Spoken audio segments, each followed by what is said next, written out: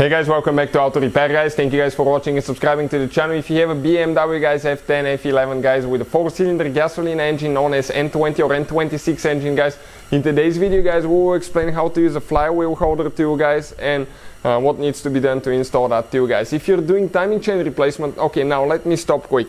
If you guys have that car, you must watch guys until the end, because we're going to share some very helpful information that can save you $5,000 to $10,000 guys. Okay, that engine is prone to timing chain failure and some years are affected. I'm going to verify a little bit guys, but if you're doing timing chain replacement, what happened here guys with this one failed at 87,000 miles, you need that tool to hold the flywheel so you can remove the crankshaft bolt. Otherwise you cannot do it. If you rely on the TDC pin, you're going to break your engine block. Don't do that. I've seen that happen. Or you can bend your flywheel and you don't want that to happen as well.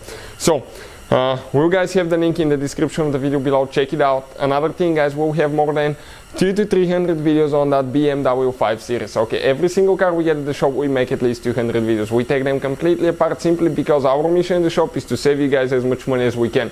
All we need in return, please guys, hit that subscribe button and like the video so we can keep providing those free videos to you.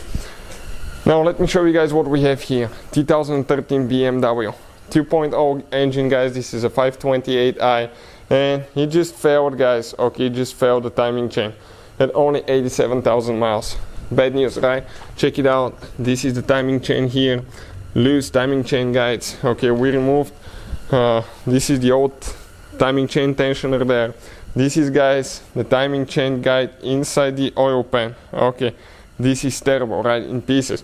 Good news, we didn't jump the timing chain too much. We jumped only 3 teeth in the direction that it didn't affect our engine. We didn't bend any valves, so we got lucky. But most of you will not when that happened. And we worked on quite a few Beamers. We've seen quite a few on the forums that actually needed engine replacement that cost $5,000 to $10,000. We have a video on the channel that explains the 5 Series timing chain failure, and that N20 B20 engine timing chain failure and what years are affected. Check it out guys, it's on the channel. Now, engine is at TDC point. Let me confirm that. Top dead center point guys. If you want to see the video, pin is on the left side of the engine. There is a special pin that goes through a special hole, so you can go ahead guys and install that TDC top dead center pin. And once you set all that, you're going to go underneath guys. Okay, and you need to go to the transmission housing. Okay, let me show you now. I will go all the way underneath now. Okay, perfect. And here usually you're going to have one cover, okay, on the very bottom of your engine. This cover will be installed right here guys. So what do you need to do? That cover, you need to go ahead and pull it out, that plastic rubber seal. Once you pull it out guys, for the timing chain you have the oil pan removed so you can see the flywheel. You need to get that tool loose so you can slide it up and down, okay, like that. You need to get the flywheel, okay, this teeth in the flywheel teeth guys. So make sure that it aligns. Engine is a TDC, get it in. I can actually see it from this side because the oil pan is missing. And get it, okay, set to the back guys. Read your manual again for everything to confirm, but go ahead and get it tight. Okay, now when you're removing the crankshaft pulley bolt, even though you get it tight, sometimes if you move it to the front it's not going to get loose. According to the manual you have to go all the way to the back. Have a person guys to hold it, okay, to hold it so it doesn't drop while you're removing the bolt.